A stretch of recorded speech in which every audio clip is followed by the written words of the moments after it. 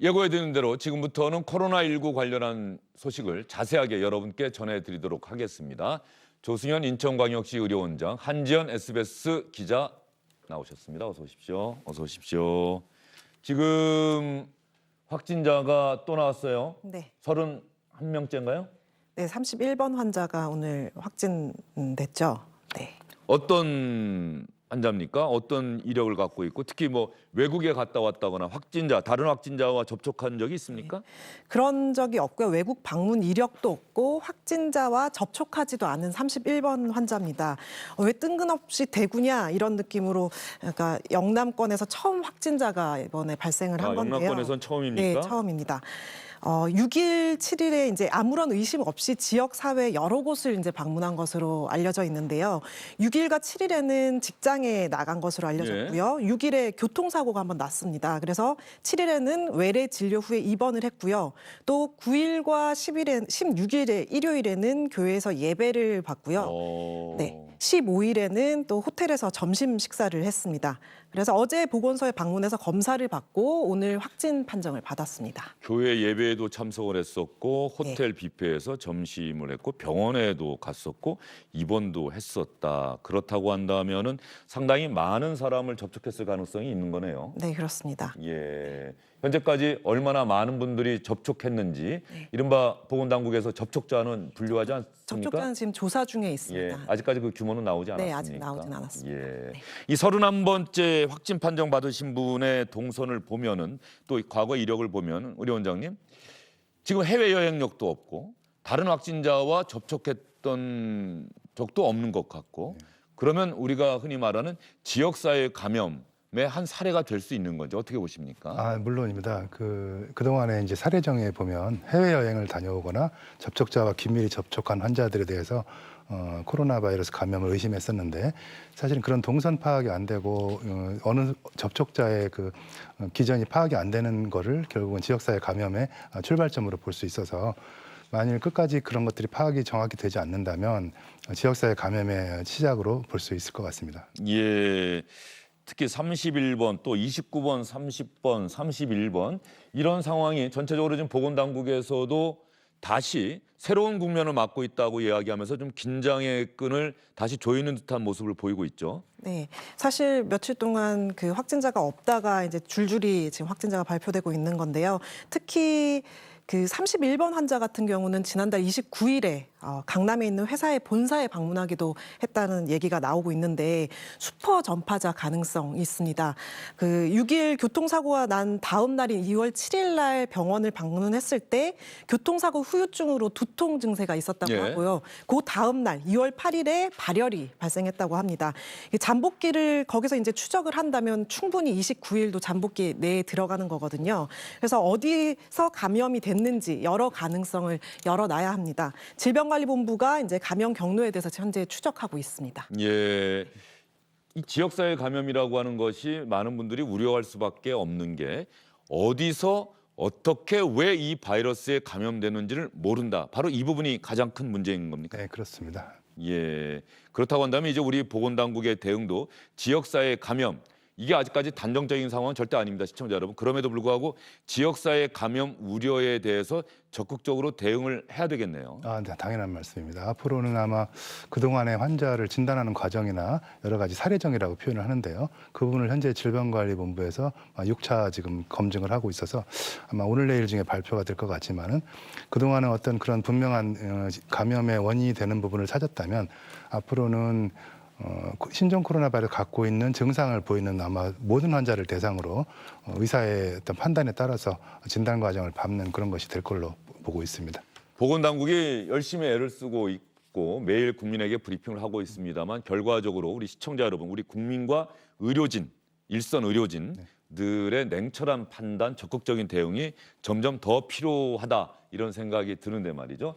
이런 상황에서 갑자기 뭐 신종 코로나 바이러스 이른바 코로나19인지 이 부분에 대해서는 확인을 받지는 않았지만은 비슷한 증세로 세상을 떠나신 분이 있었고 검사를 했더니 음성이다. 2번의 사례가 있었다는 이야기까지는 제가 어제 전해드렸는데 오늘 또 비슷한 증상으로 돌아가신 분이 있는데 이분에 대해서도 현재 추가적인 검사가 진행되고 있는 겁니까? 네, 오늘 오전 9시에 서울 관악구에서 사는 30대 A씨가 의식과 호흡이 없다는 신고가 들어와서 소방당국이 현장에 출동해서 A씨를 병원으로 옮겼지만 예. 1시간 반 만에 10시 반쯤에 숨졌습니다. A씨는 폐에서 출혈 흔적이 발견이 됐고 폐렴 증상을 보였던 것으로 알려져 있는데요. A씨는 지난달 3일간 중국 하이난 쪽에서 그러니까 가족여행을 다녀온 것으로 알려져 있습니다. 예. 네. 그래서 이제 당국은 A씨가 코로나19에 감염이 됐는지 현재 조사 중에 있습니다. 저런 경우는 원장님 어떻습니까? 저런 경우가 지금 폐렴, 감기, 독감과 코로나19 증상은 비슷하기 때문에 사실 정밀한 검사가 필요한 것 아니겠습니까? 네, 뭐 보도된 내용만 가지고는 알 수 없지만은 사실은 감염병이 지금까지 나타난 예를 보면 급작스럽게 발병해서 급작스럽게 사망하는 게는 없기 때문에 그 환자가 이제 얼마나 오랫동안 병을 앓고 있었나 또는 이제 가장 중요한 거는 균이 발견되는 확진이 중요할 텐데 글쎄 좀 결과를 봐야 될 것 같지만 조금 예외적인 상황인 것 같습니다. 예, 예외적인 상황인 것 같고 어쨌든 코로나19 바이러스가 있는지 보건당국에서 검사를 진행하고 있다는 소식 여러분께 전해드렸습니다. 문재인 대통령 코로나19와 관련해서 방역 또 코로나19 퇴치도 대단히 중요하지만 동시에 또 중요한 것이 있다. 지금 경제 상황이 너무나 어렵다라고 오늘 국무회의를 직접 주재하면서 이런 이야기를 했습니다. 지금은 경제와 관련한 비상시국이다라고 이야기했습니다. 정부는 방역에 최선을 다하면서도 코로나19가 주고 있는 경제적 타격에 그야말로 비상경제 시국이라는 상황 인식을 가지고 엄중하게 대처해야 합니다. 정부가 취할 수 있는 모든 수단을 이용하는 특단의 대책이 절대적으로 필요한 때입니다. 한편으로는 위기를 기회로 만드는 노력도 필요합니다. 위기를 혁신의 동력으로 삼아 흔들리지 않는 강한 경제로 가는 기회로 만들어야 합니다. 국민들께도 거듭 당부드립니다. 과도한 공포와 불안은 경제를 더욱 어렵게 합니다. 정부의 대응을 믿고 위생 수칙을 지키면서 정상적인 경제 활동과 일상생활로 복귀해 주신다면 경제 회복에 큰 힘이 될 것입니다. 네, 문재인 대통령이 연일 이 경제와 관련해서 이 코로나19 때문에 경제 사정이 더욱 좋지 않아지고 있다 이렇게 판단하고 비상한 특단의 대책을 이야기했는데 문재인 대통령이 오늘 국무회의에서 밝힌 특단의 대책 어떤 것들이 포함될 수 있을까요? 네. 요즘 뭐 밖에 나가보면 사람이 정말 없이 한산합니다. 제가 주말에 목욕탕을 다녀왔는데 사람이 네. 전혀 없었어요. 예. 예. 특히 이제 소상공인들 힘드실 겁니다. 그 문재인 대통령이 소상공인들의 임대료 걱정을 덜어줄 수 있는 그런 조치, 소비 쿠폰이나 구매 금액 환급과 같은 소비 진작책, 전통시장과 골목 상권 등 지역 경제 활력을 위한 파격적인 지원 방안, 또 중소기업을 위한 특별 금융 지원과 세부담 완화 조치 등을 적극 고려하라고 지시했습니다. 예, 이 코로나19라고 하는 것은 그런 면에서 보면 의료 원장님 네. 이게 보건상, 의료상에 우리가 대응해야 될 사안이면서 동시에 이렇게 사회 경제적인 사안이라고 하는 이런 양면성이 있다는 생각이 좀 드네요. 네, 물론입니다. 예, 원래 감염병이라는 거는 사실은 이제 정치 경제학적으로 사회적으로 갖고 있는 보건의료 측면에서는 가장 중요하게 영향을 주는 부분이거든요. 예를 들면 신종플루 당시도 뭐 굉장히 많은 환자들이 갔지만 그것이 이제 국가 경제에 어떤 영향을 줬느냐 하는 문제는 또 더 분석을 해볼 필요가 있는데요. 다행히도 이번에 신종 코로나는 현재까지 중국 이외의 외부 지역에서 치사율이 그리 높지 않아서 예. 지금 전문가들 사이에서는 조심스럽게 신종플루나 심한 독감 정도로 그렇게 이제 많은 사람이 퍼지긴 하지만 사망률은 낮기 때문에 이제 결과가 이제 그런 쪽의 모양을 본다면 앞으로 향후에 이제 연착륙을 할 수 있지 않을까라는 생각도 많이 해봅니다. 사실은 가장 중요한 거는 역시 이제 질병은 과학이기 때문에 네. 과학적 근거에 의거해서 전문가의 말을 듣고 또 정부의 어떤 컨트롤 타워의 그 기능을 믿으면서 국민들이 우왕좌왕하지 않고 그 질서 있게 행동해 주신다면 훨씬 피해가 적게끔 이 문제를 해결할 수 있을 거라고 생각합니다. 바로 가장 중요한 것은 불안감을 없애는 것인데 그 불안감을 없애는 것의 핵심은 정부가 투명하게 정보를 공개하고 국민은 그런 정부의 대응을 믿고 개인의 위생 수칙을 철저하게 지키면서 일상생활을 예전처럼 영위하는 것 네. 이것이 무엇보다 중요하다. 문재인 대통령도 오늘 같은 이야기를 했습니다. 과도한 공포와 불안은 경제를 더욱 어렵게 합니다. 정부의 대응을 믿고 위생 수칙을 지키면서 정상적인 경제 활동과 일상생활로 복귀해 주신다면 경제 회복에 큰 힘이 될 것입니다라고 문재인 대통령도 이야기를 했습니다.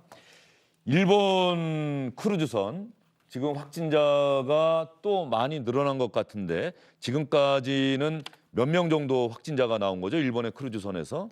지금 어제도 99명이 추가로 확진이 되면서 총 지금까지 배에서 나온 누적 확진자가 454명이 됩니다.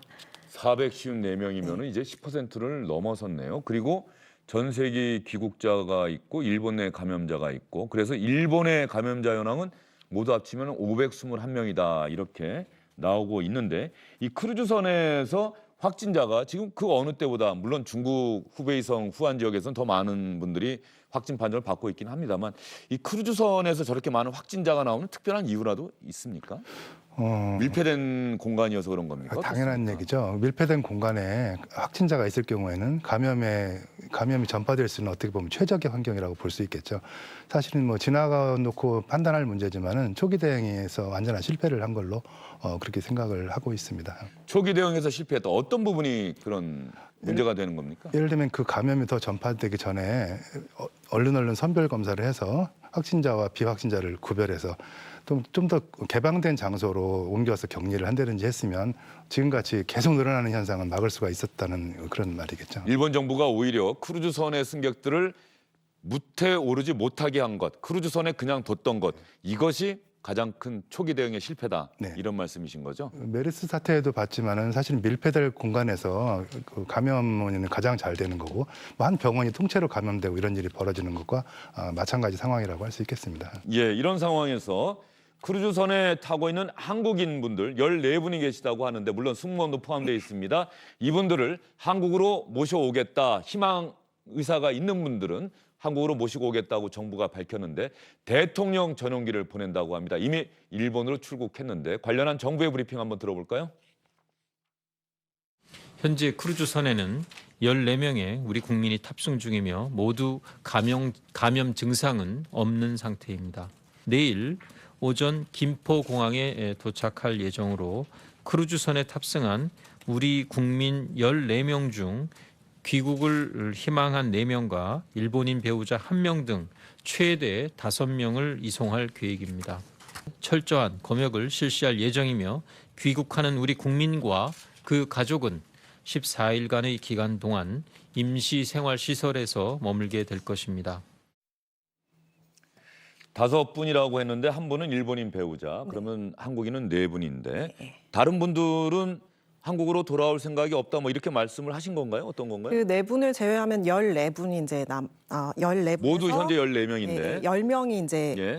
안 돌아오시고 있는 건데 총 14분 가운데 한국에 연고가 있는 분이 3분밖에 안 된다고 해요. 예. 그런 이유 때문에 처음에 이제 정부도 한국 이송에 대해서 적극적이지 않은 모습을 보였던 거고요. 네. 다른 나라들은 이미 또 크루즈선에 있었던 자국인들을 네. 태우고 갔더라고요. 미국 같은 경우는 16일 날 300여 명을 태우고 갔습니다. 어쨌든 간에 적은 인원이지만 우리 정부가 대한민국 국민의 안전을 지키겠다고 일본 크루즈선에 있는 한국인분들을 모시고 오겠다. 대통령 전용기까지 보냈다. 그런 측면에서 보면은 대한민국 사람이어서 그래도 나는 행복하다, 다행이다 이런 생각들을 하실 것 같다는 생각이 들어요. 네. 예, 정부의 이번 대응은 상당히 적절하다고 평가하십니까? 당연한 말씀이죠. 당연히 해야 될 일을 제대로 한 것 같습니다. 예, 이런 모습을 정부가 계속 보여준다고 한다면 국민의 신뢰는 아마 더욱 커지지 않을까 이런 생각이 들고요. 이 크루즈선 관련해서 아마 최종적으로 이번 대통령 전용기 타고 돌아오는 인원은 좀 변할 수도 있다. 정부가 그렇게 브리핑을 하던데요. 오전에 보니까. 네, 지금 현재는 또 5명이라고 했는데. 네, 원하는 사람이 있으면 추가로 더 받을 예정이라고 했고요. 또 이분들이 이제 배에서 이미 2주간 격리 생활을 했지만 안심할 수 없는 상황이기 때문에 오늘 돌아오면 내일 오전 8시에 김포공항으로 입국을 하는데요. 돌아오면 그 국립인천공항검역소에 마련된 그 음압격리실에서 14일간 또 생활을 하게 됩니다. 아, 그 인천 지역에 그런 시설이 있는 모양이죠? 네, 영종도의 그 예. 검역소에서 당시 메르스 이후에 설치한 시설이 있습니다.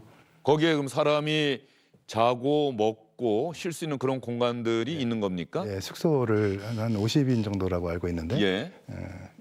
잘 돼 있습니다. 그래서 저도 가봤었는데요. 예.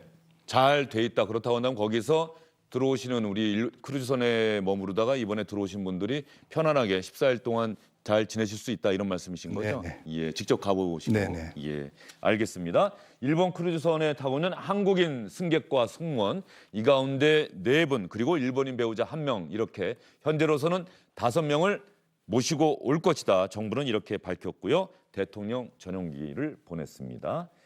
일본의 사정이 점점 더 심각해지고 있는 것 같은데 일본 사정 아까 조금 전에 총 확진자가 521명이라고 하는데 일본의 확진자가 점점 늘어나고 있고 거기에 대해서 일본 정부는 어떤 반응을 보이고 있습니까?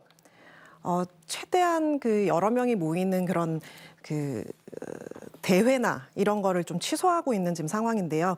다음 달 1일 날 도쿄 마라톤 대회가 개최가 됩니다. 아, 다음 달에 마라톤 대회가 있습니까? 네, 사실 일반인까지 합쳐서 38,000명 정도가 신청을 했었는데 이 38,000명 참가를 취소하고 최소한의 인원, 각국 대표 선수 200명 정도로만 해서 대회를 열기로 했고요. 실제로 그러니까 16일 날 그제 16일이죠. 일본 구마모토시에서 한 마라톤 대회가 열렸는데 지금 네. 화면에 보시다시피 저렇게 마스크를 나눠줬고요. 실제로 마스크를 저렇게 착용을 하고 달리는 참가자도 있었습니다. 또 일본 정부는 오는 일요일에 예정돼 있던 나루히토 일왕의 60세 생일 축하 행사도 열지 않기로 했습니다. 예, 코로나19가 이렇게 전 세계적으로 상당히 많은 여파를 남기고 있는데 조금 전에 그 대회 주최 측에서 마라톤 대회 참가자들에게 전원 마스크를 지급해 준 건가요? 예, 사실 예. 마라톤 하면 숨이 차서 이거 마스크를 하고 뛰는 건 상상도 못할 텐데 이미 이 코로나19 때문에 마스크를 착용하고 달리는 선수들도 볼 수 있습니다. 그런데 당장 다음 달 마라톤 대회도 문제지만 일본에서는 올해 올림픽이 열린다라고 하는 것. 그래서 전 세계에서 상당히 많은 인원들이 일본을 찾게 될 텐데 네. 이 올림픽이 뭐 현재까지는 뭐 변동이나 일정 사항의 변화 이런 거는 없습니까? 없습니다. 일본은 그대로 개최를 하겠다 이렇게 밝힌 상태인데 도쿄올림픽 157일 남았거든요. 5개월 남은 거죠. 사실 5달이면 뭐 많이 남은 거 아니냐 하시는 분들도 있겠지만 올림픽이 열리기 전에 예선전을 많이 치르게 됩니다. 그렇기 때문에 일단 예선전 장소를 바꿔가면서 열리고 있는 상황인데요. 일본은 일단 도쿄올림픽 중단이나 연기는 고려하지 않고 있다. 지금 화면에 보시듯이 코로나19 이후에 일정이 변경된 스포츠 이벤트 이렇게 뜨고 있는데요. 도쿄올림픽 여자농구 같은 경우는 장소가 중국에서 세르비아로 바뀌었다는 뜻이죠. 그리고 여자축구 최종 예선 역시 장소가 중국에서 호주로 바뀌었고 아예 경기가 취소된 경우도 있습니다. 아시아 실내 육상 선수권 중국 항저우에서 열릴 예정이었는데 취소가 됐고 LPGA 투어 세계 대회 태국과 싱가포르, 중국 이른바 아시안 스윙이라고 LPGA에서 부르는 세계 여자 프로 골프 대회도 취소가 됐고요. 중국 상하이에서 열리는 아시아 축구연맹 챔피언스 리그 그리고 서울에서 열린 동아시아 국제역도대회는 관중이 없는 상태에서 치러지는 무관중 경기로 치러진다. 이렇게 코로나19의 여파가 이 스포츠계에도 미치고 있는데 의료 원장님 전문가로서 도쿄올림픽 다른 나라 선수들이 도쿄올림픽은 모든 운동선수들의 꿈이긴 합니다만은 이런 상황이라고 한다면은 나는 올림픽에 가고 싶지 않다 또 이렇게 생각할 수도 있을 것 같아요. 네, 그동안 이제 정기적으로 계속 유행해 왔던 그 감염병들이 보면 짧아도 6개월, 최소한 1년 정도 네. 이런 기간을 가지면서 유행기를 벗어나게 되는데요. 앞으로 이제 5개월 정도밖에 안 남았다고 한 이제 도쿄올림픽은 사실은 일본 정부는 당연히 하고 싶어 하겠지만은 사실 알 수 없는 상황입니다. 사실 그런 데는 정치 경제학적 이런 고려보다는 어쨌든 전문가들이 이제 의견을 잘 들어서 판단을 하는 것이 좋고요. 자칫하다가는 그런 대행사가 거꾸로 비극으로 남을 가능성이 있기 때문에 신중한 고려가 필요한데 지금 뭐 판단을 되기는 좀 어려울 것 같습니다. 지금 판단하기는 어렵지만 현재로서는 아까 한정 기자가 5달 정도 남았지만 그럼에도 불구하고 이게 그렇게 긴 시간은 아니다. 코로나19의 어떤 영향이 다음 달 가령 4월까지 간다고 하더라도 그때 다 끝나는 게 아니지 않습니까? 그럼요. 예. 최종적으로 이런 감염병의 경우에는 전 세계적으로 WHO 차원에서 이제는 안심해도 된다라고 하는 선언은 언제쯤 이루어지는 겁니까? 과거의 사례를 보면. 그건 이제 과거의 사례를 보면 최종 환자가 나오고 나서 최소한 한 달 이상은 환자가 발생이 안 되는 경우를 보통 이제 감염병 종결을 선언하게 되는데요. 네. 국제적으로는 뭐 그렇게 일거에 딱 끝날 가능성은 없고 아마 여기저기서 국제적으로 나타날 가능성은 있어서 좀 더 신중한 판단이 필요할 것 같습니다. 네. 일본의 경우에는 이런 그 대형 크루즈선에 타고 있던 승객들, 이 모든 분들이 다 일본 분들은 아니고 전 세계에서 온 관광객들인데 그 택시 기사분들의 어떤 유람회를 했던 그 유람선 문제도 아마 일본 내부에서 좀 심각하게 받아들이고 있는 것 같은데 좀 새롭게 들어온 소식이 있는지요? 유람선과 관련해서.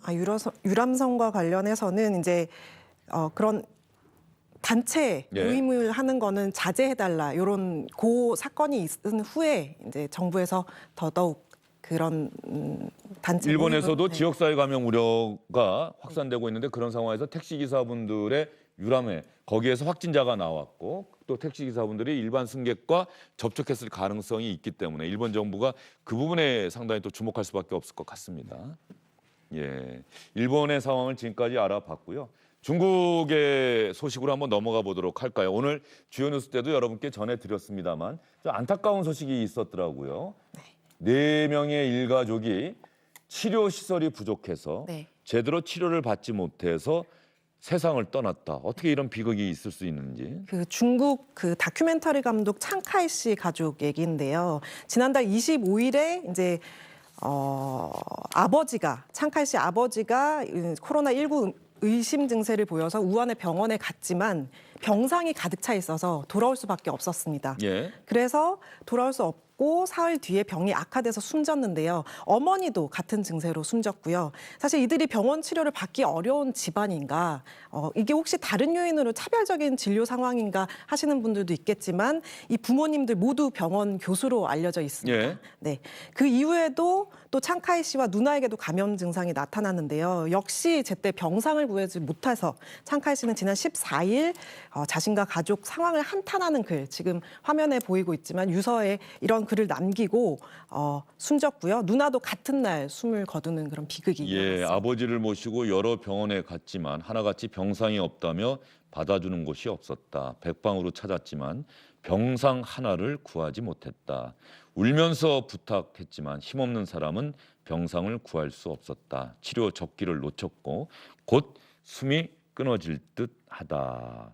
일가족 4명이 창카이 다큐멘터리 감독의 나이가 50대로 알려지고 있는데 아들은 영국에 있어서 무사하다고는 하지만은 어쨌든 간에 일가족이 병원에서 제대로 된 치료를 받지 못해서 이렇게 숨졌다. 이거는 중국의 현재 상황, 뭐 병실을 긴급하게 새로 짓고 새로 지은 그 병실의 모습을 우리가 보기도 했습니다마는 중국 내 사정이 우리가 생각했던 것보다 더 열악하고 더 심각하다고 생각할 수 있는 하나의 중요한 판단 근거가 될 것 같아요. 네, 그렇습니다.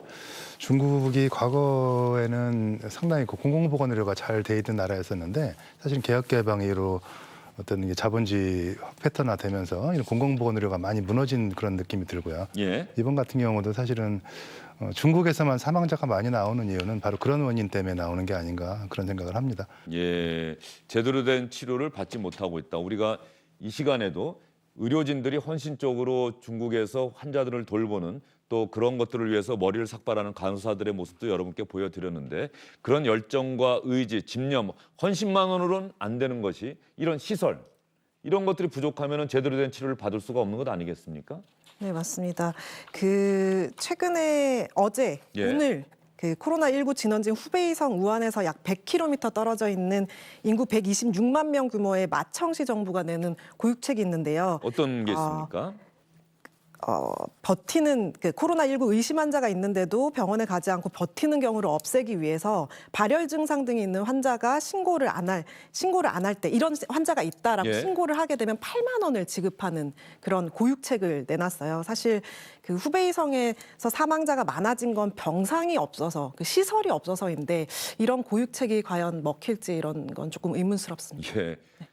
중국의 한 지방 도시라고는 하지만은 얼마나 사정이 심각하면은 신고하면은 8만 원의 돈을 주겠다 이런 이야기까지 할까? 이 중국 사정 사실은 저희가 여러분께 매일 중국 내 확진자가 몇 명이 늘었고 사망자가 몇 명이 늘었고 이렇게 전해드리고는 있습니다만은 실제적으로 중국 내 진짜 상황을 우리가 제대로 알 수 있는 것인지 알고 있는 것인지 이 부분에 대해서는 계속 고개를 갸웃하게 돼요. 그런 측면에서는 중국 정부의 책임도 있다. 전 세계가 중국이 내놓는 통계를 믿어야 되는데 잘 믿지 못하는 것 아닌가. 또 워낙 인구가 많은 나라이기도 한데 어떻게 보십니까? 지금 말씀하신 것이 맞는 말씀이시고요.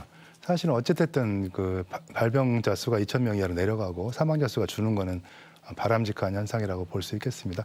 전 세계적 유행이 끝나려면 가장 중요한 거는 일단 그것이 출발한 나라의 감염이 줄어드는 예. 현상이 나타나야 되는데 이 통계가 만약 지속적으로 근거를 가지고 진행이 된다면 바람직하겠지만 지금 말씀하신 대로 통계 오류나 또 다른 진단 기준의 어떤 오류 또 그런 정부의 판단 미스 때문에 나오는 잘못이라면 또 다시 2차, 3차, 4차 그런 피크가 또 등장할 수 있는 가능성이 있어서 또 신중하게 봐야 될 것 같습니다. 예, 조금 전에 전해드렸던 그 창카이 다큐멘터리 감독 일가 4명이 제대로 치료를 받지 못했고 병상이 없어서 치료를 받지 못했고 그래서 4명이 숨졌다는 것과 관련해서 이 창카이 감독의 대학 동창은 이런 비극을 알리고 책임을 묻고 싶다. 도대체 누구의 잘못인가라고 반문하기도 했다고 합니다. 또 중국의 누리꾼들 현재 창카이 가족의 일가족의 사망과 관련해서 해시태그 조회수가 무려 1억 7천만 건이라고 하는데 한 누리꾼은 너무 가슴이 아프다 이렇게 이야기를 하고 있습니다. 이번 상황이 코로나19와 관련한 중국 내부의 상황이 이 사태가 진정이 되고 마무리되고 나면은 중국 사회의 중국 정치 체계의 변화로까지 이어질 수 있지 않겠느냐는 전망이 조심스럽게 현재 나오고 있습니다. 왜냐하면 중국 당국의 대응과 관련해서 중국 당국을 비판하는 중국 누리꾼들, 중국의 국민들이 점차적으로 늘어나고 있다. 이런 소식을 여러분께 저희가 계속 전해드리고 있기 때문입니다. WHO 세계보건기구 그동안 중국 정부와 관련해서 너무 친중국적인 행보를 보이고 있다 이런 비판을 받았는데 이번에 WHO가 코로나19 관련해서 이 중국과 관련한 이야기를 또 밝혔죠? 네. 어떤 얘기했습니까? 그 중국이 발표한 발표 자료를 가지고 연구 자료를 가지고 얘기를 했는데 중국이 발표한 자료를 갖고 얘기했습니까? 네, 그렇습니다. 중국 WHO 사무총장이 네. 지금 나오고 있는데 중국이 코로나19 확진자 데이터를 담은 논문을 발표했다. 코로나19에 대해서 더 잘 이해해 줄 수 있게 해줘서 매우 중요하다고 생각한다. 조심스럽게 해석할 필요가 있지만 이 자료에 따르면 신규 확진자는 감소 추세에 있다고 거부로요 수수, 이 발음하기가 좀 어렵네요. 거부로요 수수 WHO 사무총장이 밝혔는데 여기서도 중요한 부분은 중국의 논문을 근거로 해서 조심스럽다라고 전제를 달면서도 신규 확진자는 감소 추세에 있다. 이렇게 밝힌 게 핵심적인 내용이네요. 네, 그렇습니다. 그리고 대유행이 아니다. 이거는 중국 일부 지역, 후베이성 일부 지역에서 사망자가 많기 때문에 이거는 세계적인 대유행은 아니다. 이렇게 말한 바 있는데요. 사실 이 에티오피아 출신 거브로여스 사무총장이 그 중국 지원을 받아서 지금 사무총장이 돼서 그렇습니까? 그 이후에 이제 노골적으로 친중 그런 행보로 비판을 받고 있는 거거든요. WHO라고 한다면 세계적으로 권위가 있는 세계보건기구인데 WHO가 이렇게 친중국적인 그래서 WHO 발표를 있는 그대로 믿을 수가 좀 없는 상황이 된 건 아닌지 어떻게 보십니까? 뭐 그래도 믿을 때는 WHO밖에 없지 않느냐 저는 그렇게 생각을 하고요. 어쨌든 여러 가지 비판도 있겠지만은 궁극적으로는 같이 힘을 합쳐서 의견을 모아나가야 될 것 같습니다. 우리 원장님 보시기에 지금 코로나19 관련해서 새로운 국면을 맞고 있다고 정부가 대국민 브리핑 통해서 밝혔거든요. 지금 시점에서 정부 보건당국은 어떤 대응을 해야 되는 타이밍인지 그리고 우리 시청자분들, 국민들은 또 어떻게 대응해야 하는지. 사실은 뭐 꾸준히 예측은 돼 왔지만 이제 지역사회 감염이 아마 이제 현실화된 걸로 판단을 해서 정부가 좀 더 전문가들의 의견을 많이 기울여서 과학적이고 접근을 하고 또 국민들은 정부의 말을 좀 듣고 개인 위생을 잘 지키고 사실은 이제 지금도 이제 우려되는 것은 어떤 차별이나 혐오 같은 것들이 지금 국제적으로 나타나고 있지 않습니까? 네. 지역 내에서도 그러고 외국인에 대한 것들 뭐 그런 것들을 좀 극복해내야 할 것이 반드시 필요해서 사실 국민들이 서로 이해하고 협조하고 연대하는 것이 가장 큰 힘이 될 거라고 보고요. 장기적으로는 이런 것들을 교훈으로 삼아서 그동안 우리나라가 세계적으로 지금 공공의료가 굉장히 취약하지 않습니까? 결국 그런 것들을 강화시켜 나가는 게 근본적인 감염병에 대한 대책이 될 거라고 그렇게 생각합니다. 예, 중요한 말씀해 주신 것 같습니다. 감염병은 입원으로 영원히 끝나는 게 아니기 때문이죠. 또 언젠가는 우리 곁에 찾아올 수 있는 것이기 때문에 이번 코로나19 상황을 잘 극복해 나가고 그 다음에 우리나라의 공공의료 체계를 한 단계 더 발전시키는 그런 중요한 계기로 삼아야 되겠다는 말씀을 해 주셨습니다. 조승현 인천광역시 의료원장, SBS 한지영 기자와 코로나19 관련한 소식 여러분께 전해드렸습니다. 수고 많으셨습니다. 고맙습니다.